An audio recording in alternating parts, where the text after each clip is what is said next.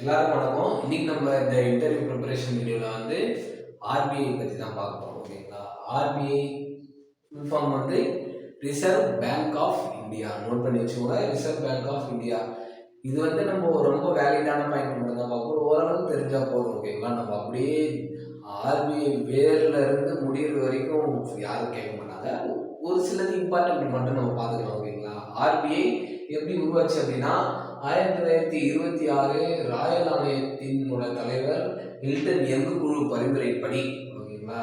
RBI பற்றி சொல்லுங்க அப்படின்னா சொல்லுவோம். 1926 ராயல் ஆணையம் மில்டன் யங் குழு பரிந்துரைப்படி 1934 ஆர்பிஐ சட்டம், இந்திய ரிசர்வ் வங்கி சட்டம் உருவாக்கப்பட்டு 1935 ஏப்ரல் 1ஆம் தேதி ஆர்பிஐ துவக்கப்பட்டது. ஓகேங்களா? எப்படி சொன்னோம்? 1926 ராயல் ஆணையம் மில்டன் யங் குழு பரிந்துரையின் பேரில் 1934 ஆர்பிஐ சட்டத்தின்படி 1935 ஏப்ரல் 1 ஆர்பிஐ துவக்கப்பட்டது. ஓகேங்களா? இதுதான் ஆர்பிஐ உருவாக்குறது. இப்போ ஆர்பிஐயோட தலைமையிடம் ஸ்டார்டிங்ல வந்து எங்க இருந்துச்சு அப்படின்னா, அவங்க ஓபன் பண்ணும்போது கல்கத்தாவில் தான் இருந்திருக்கும். ஓகேங்களா? அது 1937 தான் கல்கத்தாவில இருந்து மும்பைக்கு மாத்திருப்பாங்க. ஓகேங்களா? அப்போ கல்கத்தாவில இருந்து ஆர்பிஐ தலைமையிடம் மும்பை. அப்போ தற்போதைய தலைமையிடம் எங்கன்னா மும்பை தான் சொல்லணும். ஓகேங்களா? தற்போதைய ஆர்பிஐ தலைமையிடம் எங்க அப்படின்னா மும்பையில தான் சொல்லணும். ஓகேங்களா? அப்போ ஆர்பிஐ ஸ்டார்டிங்ல கல்கத்தாவில இருந்திருக்கு தலைமையிடம், அதுக்கப்புறம் மும்பைக்கு மாத்திருக்காங்க. அடுத்தது இதுதான் ஆர்பிஐ பத்தி போறோம். அடுத்தது இது வரைக்குமே ஆர்பிஐ வந்து பிரைவேட் பேங்கோட அந்த ஷேர் ஹோல்டரா தான் இருந்துச்சு. ஓகேங்களா? அவங்களோட கட்டுக்காப்புல தான் இருந்தது. ஜனவரி 1 1949 தான் ஆர்பிஐ நாட்டுடைமையா ஆக்குறாங்க. ஓகேங்களா? இந்த தேசியமயமாக்கப்பட்டது, நாட்டுடைமையாக்கப்பட்டது அப்படின்னா ஒரு இந்த நாட்டுடைமை ஆக்கப்பட்டதுக்கு அப்புறமேட்டுக்கா அது கவர்மெண்ட் சொத்தாயிடும். ஓகேங்களா? அது யார் வேணா யூஸ் பண்ணிக்கலாம். ஓகேங்களா? அப்போ கவர்மெண்ட் சொத்தாயிடும். அதுக்கு முன்னாடி வரைக்கும் அவங்க மட்டும்தான் அதை யூஸ் பண்ற மாதிரி இருக்கும். இப்போ எக்ஸாம்பிளுக்கு வந்து பாரதியாரோட கவிதைகள், பாரதிதாசனோட கவிதைகள்லாம் நாட்டுடைமை ஆக்கியிருப்பாங்க. ஓகேங்களா? நாட்டுடைமை ஆக்கியிருப்பாங்கன்னா அவங்களோட கவிதையை அவங்க மட்டுமே யூஸ் பண்ணிட்டு இருந்த காலம் போய் மற்றவங்களும் யூஸ் பண்ணணும் அப்படின்றதுக்காக கவர்மெண்ட்டே அதை கைப்பற்றிருக்கும். ஓகேங்களா? அதான் நாட்டுடைமை. இப்போ இளையராஜா வந்து கேஸ் போடுறாருல்ல, இளையராஜா கேஸ் போடுறதுக்கு காரணம் என்ன அப்படின்னா அவரோட சாங்குக்கு அவர் தான் ஹோல்டர். ஓகேங்களா? அவர் தான் வந்து பேட்டன் ரைட் வச்சிருக்கவர். ஓகேங்களா?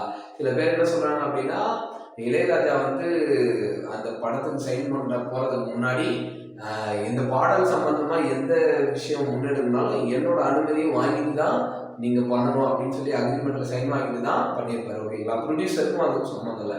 அதனாலதான் அவர் கேஸ் போறாரு. சப்போஸ் அவரோட பாடல்கள் அவரோட இதெல்லாம் நாட்டுடைமை ஆகிட்டாங்க, நேஷனலைஸ் பண்ணிட்டாங்க அப்படின்னா அவர் வந்து யாரு என்னோட பாட்டை எடுத்து யூஸ் பண்ணிக்கிட்டாங்க அப்படின்னா அவர் கேஸ் போட முடியாது, கேட்கவும் முடியாது. அதான் நாட்டுடைமை ஆக்குறது தான். ஓகேங்களா? நாட்டுடைமை ஆக்குறதுன்னா என்னது? யாருன்னா அதாவது கவர்மெண்ட் கையகப்படுத்திக்கும், கவர்மெண்ட் வந்து எல்லாருக்கும் ஓப்பன் சோர்ஸா வச்சிரும். ஓகேங்களா? அதான் நாட்டுடைமை ஆக்குறது. ஓகேங்களா? அடுத்தது இதோட நிர்வாகம் எப்படி இருக்கும் அப்படின்னா ஒரு ஆளுநர், ஆளுநர்னா கவர்னர். ஓகேங்களா? நம்ம ரூபா நோட்லாம் கவர்னர் சைன் போட்டிருப்பார்ல.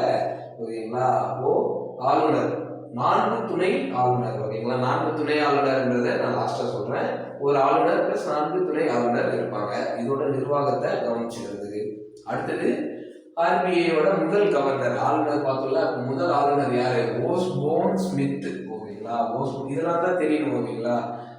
Osborne Smith. தற்போது யார் இருக்கா அப்படின்னா சஞ்சய் மல்ஹோத்ரா. சஞ்சய் மல்ஹோத்ரா 26வது ஆர்பிஐ ஆளுநரா இருந்தாரு சஞ்சய் மல்ஹோத்ரா. ஓகேங்களா? 4 துணைநிலை ஆளுநர் மட்டும் சொல்றேன். ஓகேங்களா? அப்போ 4 துணைநிலை மண்டலம் இருக்கும். ஓகேங்களா? மும்பை இருக்கும், தில்லி இருக்கும், கல்கத்தா இருக்கும், சென்னை இருக்கும். ஓகேங்களா? அப்போ கேட்பாங்க ஆர்பிஐ வந்து சென்னையில இருக்கான்னு கேட்டா சென்னையில இருக்கு. ஓகேங்களா? ஆர்பிஐ சென்னையில இருக்கு. ஆனா ஹெட் குவார்டர்ஸ் எங்க தான் இருக்கு? மும்பையில தான் இருக்கு. ஓகேங்களா? ஹெட் குவார்டர்ஸ் மும்பையில தான் இருக்கு. அப்போ மும்பை, டெல்லி, கல்கத்தா, சென்னை 4 துணைநிலை பிரான்ச் இருக்கிற மாதிரி. ஓகேங்களா? அப்போ ஆர்பிஐ சென்னையில ஒன்று இருக்கும். ஓகேங்களா? கல்கத்தாவில் ஒன்று இருக்கும், தில்லியில ஒன்று இருக்கும், மும்பையில ஒன்று இருக்கும். அதுக்கப்புறமேட்டுக்கா பணம் மதிப்பிழப்பு பண்ணியிருப்பாங்க. எப்போ அப்படின்னா 2016 நவம்பர் 8 பழைய 500 ரூபாய் 1000 ரூபாய் நோட்டு பண மதிப்பிழப்பு பண்ணியிருப்பாங்க. ஓகேங்களா? மோடி ஐயா வந்து பண்ணியிருப்பாரு. அப்போ 2016 நவம்பர் 8 பழைய 500 ரூபாய் 1000 ரூபாய் நோட்டு பண மதிப்பிழப்பு பண்ணியிருப்பாங்க. அப்போ இந்த பணத்துக்கான மதிப்பு போயிட்டு இருக்கும். ஓகேங்களா, அதான் பண மதிப்பிழப்பு.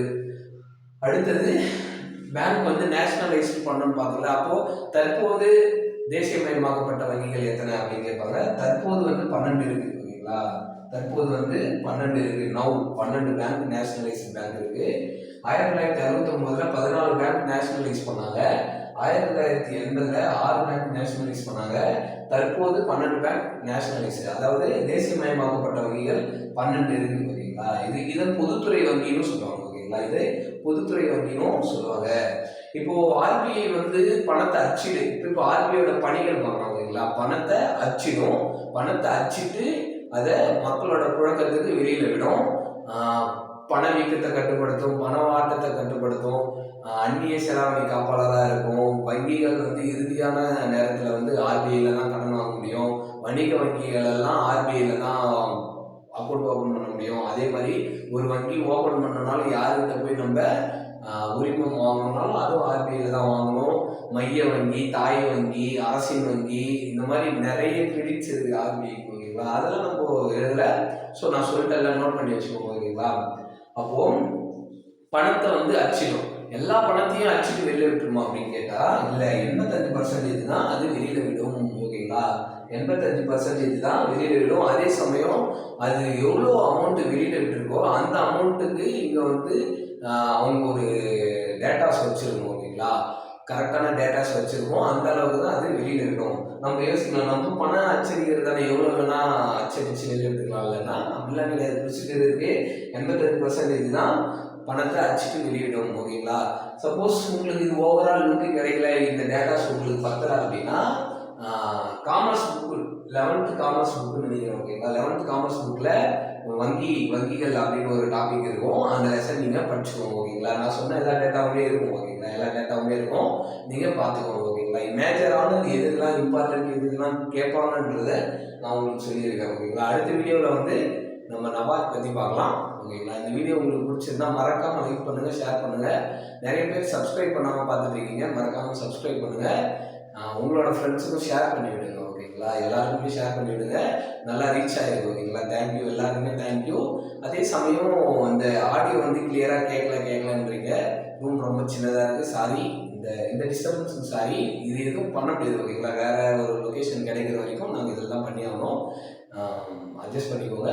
தேங்க்யூ.